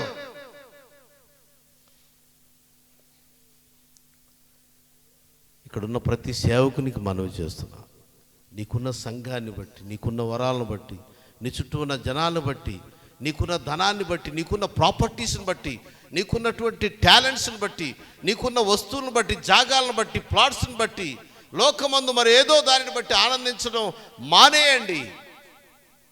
యేసులో ఆనందించడం నేర్చుకోండి. యేసులో నుండి సమాధానాన్ని పొందడం నేర్చుకోండి. అప్పుడు నువ్వు ఇతరులకి ఆ సమాధానాన్ని అందించగలిగిన సేవకుడిగా, సమాధాన పరిచారకుడిగా మారతావు. ఆమేన్. హల్లెలూయా, హల్లెలూయా. వివరించే టైం లేదు కాబట్టి కొంచెం ముందుకు వెళ్తున్నాం. సెకండ్ థింగ్ ఏమన్నాడు? అన్ని జనులకు, గట్టిగా అందాం, పరిచర్య లక్షణం ఏంటో తెలుసా? నిన్ను సేవకుడిగా దేవుడు ఎందుకు ఎన్నుకున్నాడంటే రెవరెండ్ అని, పోప్ అని, బిషప్ అని, ఏదో డిగ్రీ సంపాదించుకొని ఏదేదో చేయడానికి కాదు. దేనికోసం ఎన్నుకున్నాడంటే చీకటిలో ఉన్న అన్ని జనులకు. అలాగే కొరింథీయులకు రాసిన 2వ పత్రిక 4వ అధ్యాయం 4వ వచనం చెప్పబడిన ప్రకారం, యుగ సంబంధమైన దేవత అవిశ్వాసులైన వారి మనోనేత్రాలకి అంధత్వాన్ని కలుగు చేసి, అంధత్వం అంటే గుడితనం అంటే చీకటే కదా. గుడితనం అంటే ఈ చీకటిలో ఉన్నటువంటి వారి అందరికీ క్రీస్తుని గురించిన జ్ఞానము లేని, క్రీస్తుని ఎరగనటువంటి కులకట్లు, మతకట్లు, సాంప్రదాయం, ఆచారపు ముసుగులలో మగ్గిపోతూ చీకటిలో అంధకారంలో ఉన్నటువంటి అన్యజనులైనటువంటి వారికి క్రీస్తు వెలుగును ప్రకాశింపజేయడానికి దేవుడు తన సేవకుని కోరుకుంటున్నాడు. ఆ వెలుగును నువ్వు చూడగలిగావా? Are you find out the light for the gentiles in your Lord. 2000 సంవత్సరాల క్రితం భూమి మీద మనిషిగా జన్మించిన క్రీస్తులో ఆ వెలుగును నువ్వు చూడగలిగావా? Are you find out that light in Christ who was born for you 2000 years ago on this earth? He brought a great light to lighten the Gentiles in this world. ఆయన ఎరగనటువంటి అన్ని జనులైనటువంటి వారిని వారి చీకటి జీవితాలకు వెలిగివ్వటానికి ఆయన వెలుగుగా ఈ లోకానికి దిగొచ్చాడు. చప్పులు కూడా ఆయన స్తోత్రం చేద్దామా?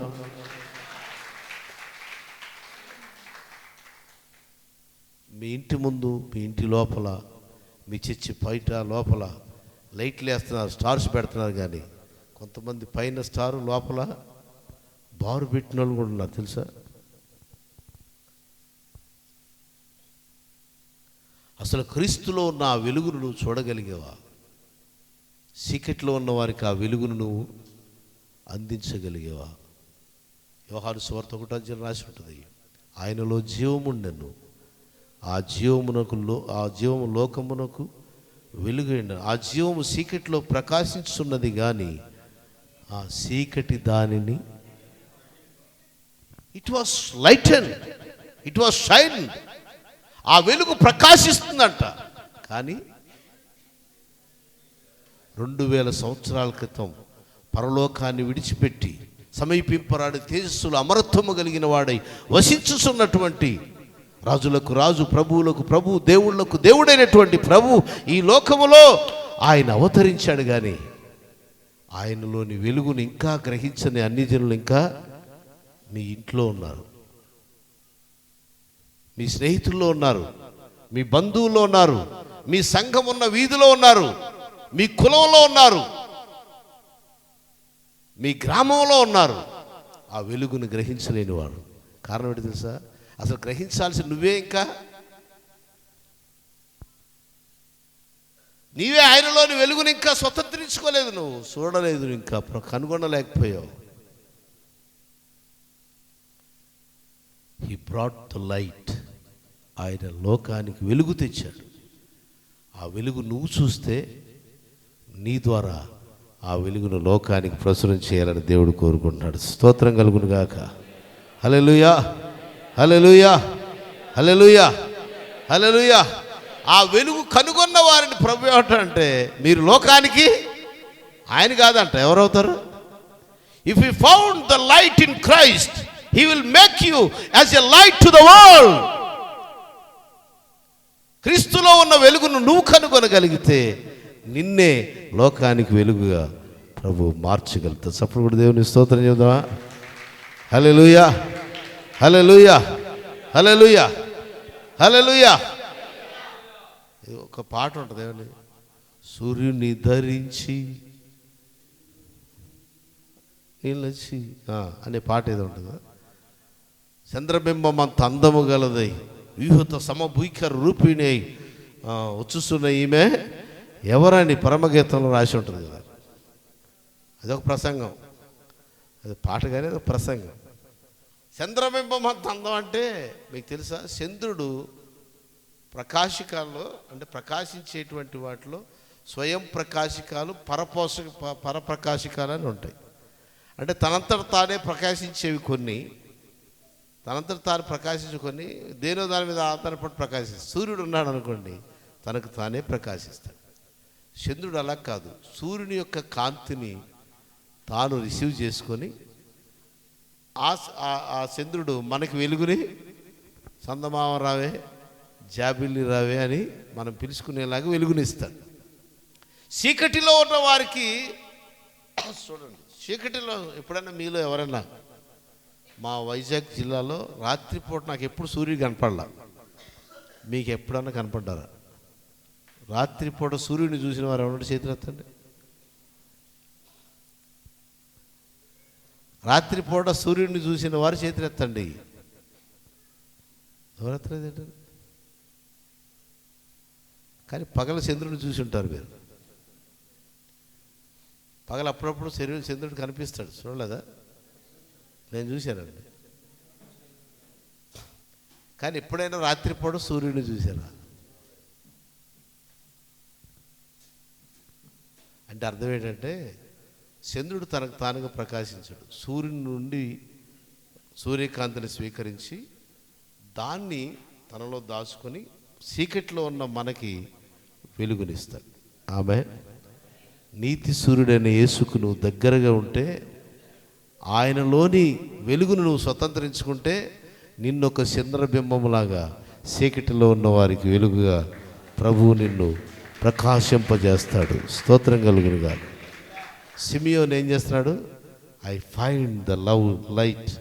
ఎవరి కోసం? నా కోసం కాదు, అన్య జనుల కోసం. నీలో ఉన్న వెలుగును నేను కన్నులారా చూశాను.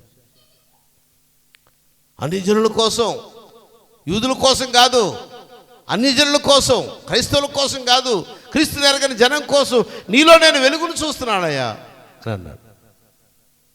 మీకు తెలుసు, యేసు ప్రభు నిన్ను దీవించడానికి కాదండి, నీ ద్వారా అన్ని జనులకు వెలుగు ఇవ్వడానికి ఆయన ఈ లోకానికి వచ్చాడు. ఆ వెలుగు నువ్వు చూడగలుగుతున్నావా? లేదంటే అది చూడడానికి ప్రయత్నం చేయండి. Praise Lord. హల్లెలూయా. మూడవది వివరించే సమయం లేదు. మూడవ సంగతి జస్ట్ ప్యాకేజ్ అనుకోండి. సేవకులకి,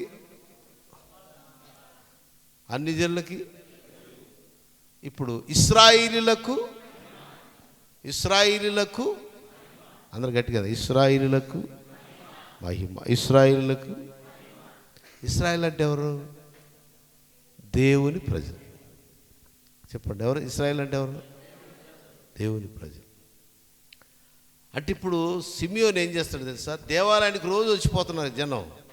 ఆ ప్రజలకు మహిమకరముగా వచ్చే ఆ మహిమ, రాబోతున్న మహిమను ప్రభువు మోసుకొచ్చినట్టుగా ప్రభువులో చూశాడు. స్తోత్రం చెప్పండి. హల్లెలూయా. ఇప్పుడు ఇశ్రాయేల్ అంటే ఎవరో తెలుసా? నీకు అనుగ్రహించబడిన విశ్వాసం. హలో, ఇశ్రాయేల్ అంటే ఎవరు? సేవకులం కదా మనం. ఇశ్రాయేల్ అంటే ఎవరంటే నీకు అనుగ్రహించబడిన విశ్వాసం. ఇప్పుడు మనల్ని చూసి లోకం అంతా పాస్టర్ గారులు సింపిరి పట్లతో వచ్చారు, దేవుని మోకాలు వేసుకుని, ఇప్పుడు అందరూ ఏమవుతున్నారు? స్టార్స్ లాగా, సినిమా స్టార్స్ లాగా మేకప్ వేసుకొని, అమ్మగారులు ఆడ పిల్లలు అందరూ మేకప్ మ్యాన్లు అయిపోయారు అని అన్ని జనులు ఏడుస్తున్నారు కదండి. సేవకుడా, నీవు నీ ఘనతను, నీ కుటుంబ ఘనతను కోరుకోకూడదు. నీకు అప్పగించబడిన ప్రతి విశ్వాసి గొప్పవారుగా, దేవుని మహిమను స్వతంత్రించుకునేవారుగా మారాలని ఎదురు చూడాలి. Hallelujah, hallelujah, hallelujah. Lead them into glorious position. వారు నీ దగ్గరికి అడుక్కునే స్థితిలో వచ్చారా? ఆపదలో వచ్చారా? దిక్కులేని మొఖాలేసి బిక్కుబిక్కుపడ్డి వచ్చారా? వారిని ఇతరులకు దిక్కుగా మార్చగలిగినటువంటి రీతిలో వారు మహిమపరచబడాలి, వారి కుటుంబాలు దీవించబడాలి, వారి పిల్లలు గొప్పవారు కావాలి. ఈ మందిరానికి వచ్చాక, ఈ సేవకుడి దగ్గరికి వచ్చిన తర్వాత, దేవుడు మా కుటుంబాన్ని ఎక్కడో అతపాతాలు ఉన్న మమ్మల్ని అందరం ఎక్కించాడని వారు సాక్ష్యం ఇచ్చేలాగా నీకు అనుగ్రహించబడిన విశ్వాసులందరూ మహిమను పొందుకోదగినటువంటి అనుభవంలోనికి వారు నడిపించడానికి తగినటువంటి పరిచర్య నువ్వు చేయగలగాలి. అందుకే ప్రభు ఈ లోకానికి వచ్చింది. నీకేమో సమాధానం, నీ దగ్గరికి వచ్చిన వాళ్ళకేమో మహిమ. హలో, ఎంతమందికి అర్థమైంది? నీకేమో, నీ దగ్గరికి వచ్చిన వాళ్ళకేమో మనం ఎలాంటివో తెలుసా? వాళ్ళ సంగతి పక్కన, మాకు మహిమ, వాళ్ళకేమో సమాధానం ఉంటే ఉండి పోతే పోని. ఒక సేవకుడిగా నువ్వు ఎప్పుడైనా సాక్ష్యం విన్నావా? ఈ అయ్యగారి దగ్గరికి వచ్చిన తర్వాత దేవుడు నా కుటుంబాన్ని, నా జీవితాన్ని హీన స్థితిలో నుంచి ఉన్నత స్థితిలోనికి నడిపించాడని వినగలిగేవా? అలా వినలేకపోయావంటే ఆ పిల్లలకి చెందాల్సిన మహిమను నువ్వేం చేయట్లేదు, వాళ్ళకి అందించలేకపోతున్నావు. క్రీస్తు ఎందుకు వచ్చాడు తెలుసా? నిన్ను మహిమపరచడానికి కాదు, నీ ద్వారా తన ప్రజలకు మహిమనివ్వడానికి. హలో, సేవకుడు ఎంతమందికి అర్థమైంది? హల్లెలూయా, హల్లెలూయా. నేనేమంటాను తెలుసా, నీ దగ్గర విశ్వాసం లేరండి, 10 మంది కూడా లేరండి. 10 మంది విశ్వాసం లేకుండా నేను ఎలా బతకాలి అని చెప్పి 10 ఫెలోషిప్లో మెంబర్షిప్ తీసుకొని, ఆ ఫెలోషిప్లో బ్యాగ్, ఈ ఫెలోషిప్లో ఒక క్యాను, ఆ ఫెలోషిప్లో ఒక బస్తా బియ్యం, ఈ ఫెలోషిప్లో ఇంకొక వాటర్ క్యాన్, ఆ ఫెలోషిప్లో ఇంకొక ఆయిల్ క్యాన్ తెచ్చేసుకున్నాం అనుకోండి, ఇవన్నీ ఒక నెలలో అయిపోతాయి. మళ్ళీ క్రిస్మస్ ఎప్పుడు అవుతుందని చూస్తుంటాం అంతేగా. ఇవన్నీ మర్చిపోయి నీకు అనుగ్రహించబడిన ఒక్క విశ్వాసిని ఆశీర్వదించండి, వాళ్ళ కుటుంబం దీవించండి. వాళ్ళు కొంచెం హెచ్చించబడితే బ్రతికినంతకాలం నీ పిల్లలు నీ జేబులు వెతుకుతారు, ఏముందో తీసుకుందామని. కానీ మీ విశ్వాసులు నీ అవసరాన్ని వెతుకుతారు. అవసరమైతే వాళ్ళు తిండి మాని నిన్ను పోషించడానికి వాళ్ళు ఆశపడతారు. వాళ్ళని దీవించండి, 10 మందిని దీవించండి. ఒక్క విధవరాలు ఏలియాని పోషించడానికి సరిపోయింది కదా, సరిపోలేదా? 100 మంది కావాలా? అండ్ ఆవిడేమన్నా రిచ్ ఉమనా, రిచ్ వీడోనా? ఆవిడేమన్నా గొప్ప ధనవంతురాలా? అమ్మ ఒక అప్పయ్య అమ్మ అంటే ఆవిడేం చెప్పింది, నమస్కారం సార్, ఈ పూట తప్ప తెల్లారికి నాకు కూడా, ఆ పూట తప్ప తెల్లారికి ఆవిడ లేదు. కానీ ఒక సేవకుడిని పోషించడానికి, ఏ గ్రేట్ ప్రాఫిట్ని పోషించడానికి ఏమీ లేని ఒక విధవరాలు తెల్లారి తిండి లేక చచ్చిపోయే ఆవిడని దేవుడు వాడుకున్నాడు కదండి. నీ దగ్గర 10 మంది అది సరిపోరేంటి? అది పల్లె పట్టణం పక్కన పెట్టండి. ఇది ఒకటి అలవాటు అయిపోయింది కొంతమందికి. పట్టణంలో మీకేమండి, పల్లెలో ఉన్న మాకు కష్టమండి అని మీరు అంటున్నారు. మా పట్టణంలో వాళ్ళు ఏమంటారు తెలుసా, పల్లెటూరులో వాళ్ళకి ఏమండి, హ్యాపీగా వాళ్ళే ఉప్పులు అని తెచ్చి పెడతారు ఇంటి చర్చిలో, పాస్టర్ గారు శుభ్రంగా వండుకొని తింటారు వాళ్ళు అనుకుంటుంటారు. నువ్వు పట్టణంలో ఉన్నావు పల్లెలో ఉన్నావు పక్కన పెట్టండి, ప్రభువుతో ఉన్నావా లేదని ప్రాముఖ్యత. ప్రభువు నీతో ఉన్నాడా లేదని ప్రాముఖ్యం. పట్టణం పల్లె పక్కన పెట్టేయండి. నువ్వు పల్లెని చూసి సేవ చేస్తున్నావు, ప్రభువు చూసి సేవ చేస్తున్నావా? విశ్వాసం చూసి సేవ చేస్తావా, ప్రభువుని చూసి సేవ చేస్తావా? గుర్తుపెట్టుకోండి, విశ్వాసులు చూసినప్పుడు వాళ్ళు బలహీనులు, వాళ్ళు వ్యాధిగ్రస్తులు, వాళ్ళ అప్పుల్లో ఉన్నవాళ్ళు, అవసరంలో ఉన్నవాళ్ళు, కనీసం దశంభాగం ఇవ్వడానికి కూడా లెక్కలేసుకునే పరిస్థితిలో వాళ్ళు ఉన్నారు. కరెంటు బిల్లు ఎంత వస్తుంది గుండె బాదుకుంటున్నారు. వాళ్ళకి వచ్చే రాబడి కంటే జగనన్న అమ్మఒడి ఎప్పుడు వస్తుందో తాతఒడి ఎప్పుడు వస్తుందో వాళ్ళు ఎదురు, వాళ్ళ కర్మ అది, వాళ్ళ పరిస్థితులు వాళ్ళు ఉంటే నువ్వేం చేస్తావు? దశంభాగం నువ్వు వాళ్ళ కోసం చూస్తావు కదా. వాళ్ళ కోసం నువ్వు చూస్తే ప్రభువు మీద ఉన్న విశ్వాసం పోద్ది, విశ్వాసం మీద ఉన్న ప్రేమ పోద్ది. వాళ్ళని దీవించకపోగా వాళ్ళని శపించడానికి మొదలుపెడతావు. నువ్వు ప్రభు వైపు చూస్తూ ఉంటే ఆ ప్రభువులో మనకేం దర్శనం వస్తుంది తెలుసా? నీకు అనుగ్రహించబడిన పేదవారైన ఆ 10 మంది విశ్వాసుల్ని దేవుని మహిమ చేత నింపాలనే ఆశ అపేక్ష కలుగుతుంది. వారి కొరకు నువ్వు ప్రార్థిస్తావు, ప్రభువుని బ్రతిమలాడతావు. ప్రభు నా దగ్గరకు వచ్చిన ఆ బిడ్డలు ఇబ్బందులు ఉన్నారని వారిని ఆశీర్వదించంటే సడన్గా ఉన్నట్టుండి ఆ పేద కుటుంబంలో ఏదో జరుగుతుంది. ఆ వ్యక్తులు వచ్చి, అయ్యగారు మీరు నడిచి వెళ్ళలేకపోతున్నారు, మీకోసం నేను బండి బుక్ చేసి తెచ్చుకోండి అని చెప్తారు. అది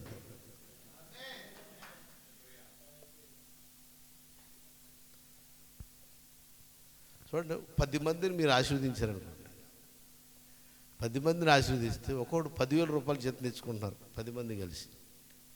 ఒక్కొక్కడు 10,000 రూపాయలు దశంభాగితే ఏముంది? 10 ఫెలోషిప్లకి వెళ్తే వస్తాయి 10,000 మీకు. మీ దగ్గర ఉన్న 10 మంది విశ్వాసులు దీవించండి.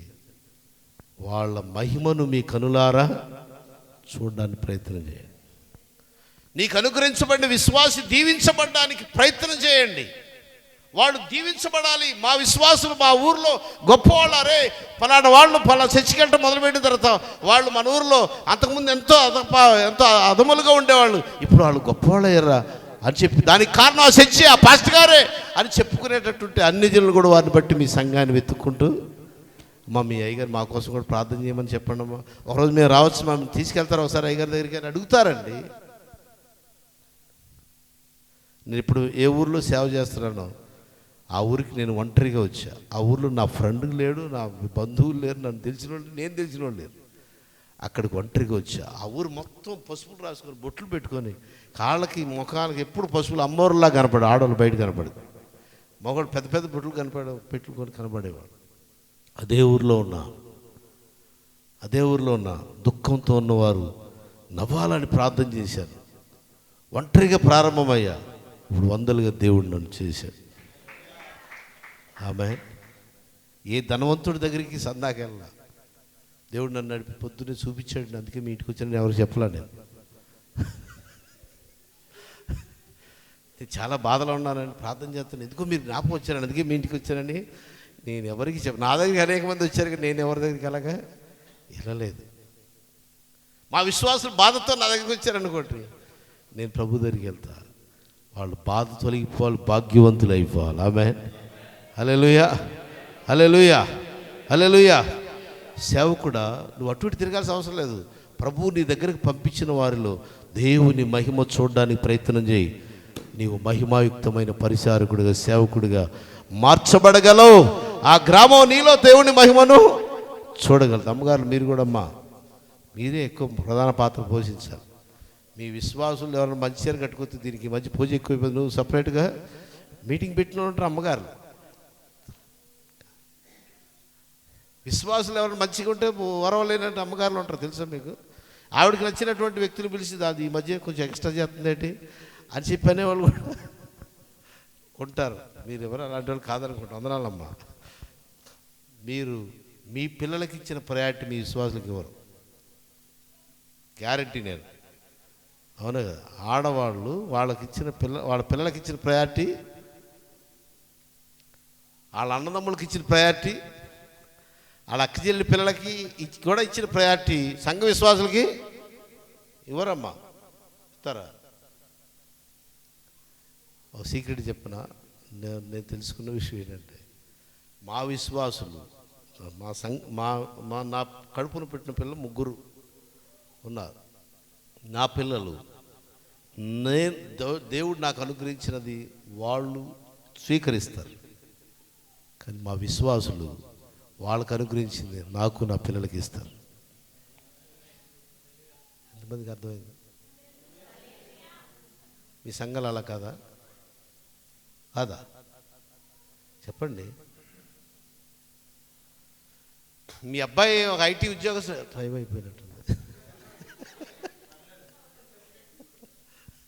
మీ అబ్బాయికి ₹1,00,000 ఉద్యోగం వచ్చింది అనుకోండి అమ్మా, మీరు సేవకురాలేనా కాదా? పాస్టమ్ గారు, మన పాస్టమ్ గారు ఎవరికోకమ్మా, నువ్వు మంచిదానివే అంటే వీళ్ళందరికీ అర్థం అవడానికి చెప్తున్నా. మీ అబ్బాయికి నెలకి ₹1,00,000 జీతం వస్తే మీ సంఘంలో ఎవరికైనా ₹1,00,000 అయ్యే అవసరతలు ఉన్నారు, మా అబ్బాయికి జీతం వచ్చింది మొన్నే, మీ అవసరం తీర్చుకోండి, తర్వాత ఉంటే ఇవ్వండి, లేకపోతే ఎప్పుడైనా అన్నారా? అంటారా? కానీ మన విశ్వాసులు ఏం చేస్తారు తెలుసా?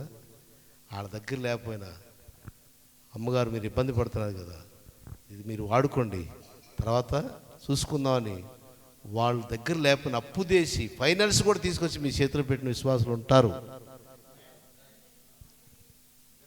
ఉన్నారా లేరా? అలాంటి విశ్వాసం ఇంట్లోకి వస్తే అక్కడ బయట నిలబడు, బయట కూర్చో, లోపలికి ఎందుకు వస్తున్నాడు అంటాం కదా మనం, కదండి?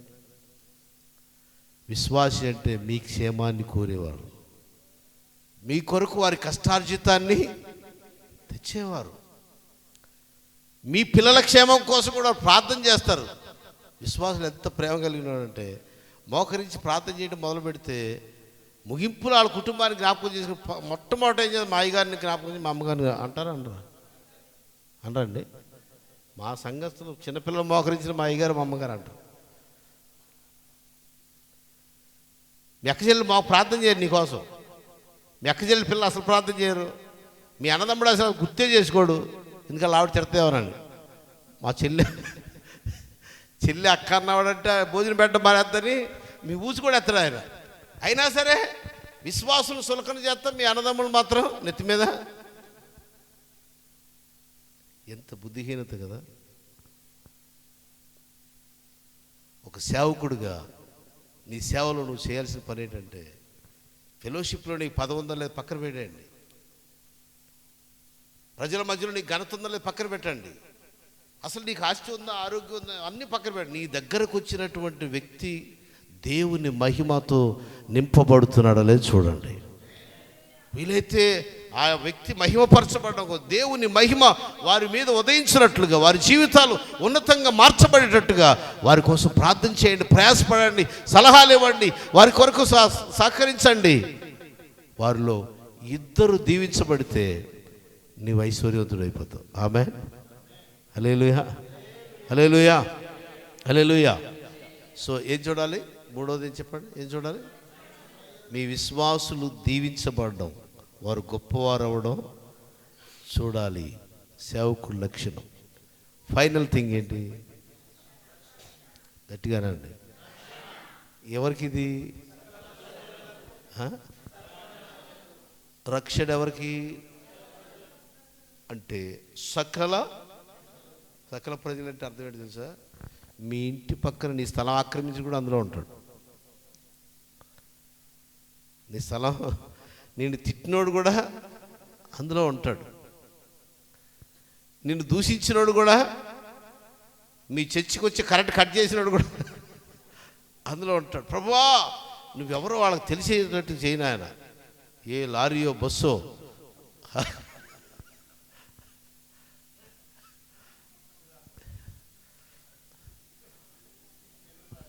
గుర్తుపెట్టుకోండి. నీవెక్కడ సేవ చేస్తున్నావో ఆ వీధిలో, ఆ ఊరిలో, ఏ కులం వాళ్ళైనా, ఏ జాతి వాళ్ళైనా, ఇది పెద్ద కులం అనుకోండి, కొంతమంది తక్కువ కులస్తులను చర్చిలోకి రానిరు. చర్చి దగ్గరికి వచ్చిన ఇంట్లోకి ఎక్కడికి కూర్చో, బయట కూర్చోండి, బయట నుంచి లోపల రానిరు కదా. తక్కువ కులం, పెద్ద కులం, చిన్న కులం పక్కన పెట్టండి, వారందరూ రక్షణ. ఇదే మన గురి.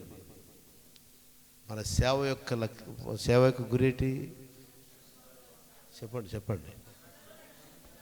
అందరంటే మీ కులం వాళ్ళే కాదు, మీ రక్త సంబంధికులే కాదు, మీకు నచ్చిన వాళ్ళే కాదు, మీకు నచ్చని వాళ్ళు కూడా. కోడళ్ళు అనుకోండి, మీ అత్తలు కూడా, అత్తలు అనుకోండి, మీ కోడళ్ళు కూడా రక్షించబడాలి. వదిలిన అనుకోండి, మీ ఆడపడుసులు కూడా, మీ అక్కచెల్లెలే కాదు, మీ ఆడపడుసులు కూడా రక్షించబడాలి. ఆడపడుసులు అనుకోండి, మీ అక్కచెల్లెలే కాదు, మీ వదిలిన మరదళ్ళు కూడా రక్షించబడాలి. నీకు గిట్టని వ్యక్తి కూడా అందరూ రక్షణ అనండి. అందరికీ రక్షణ.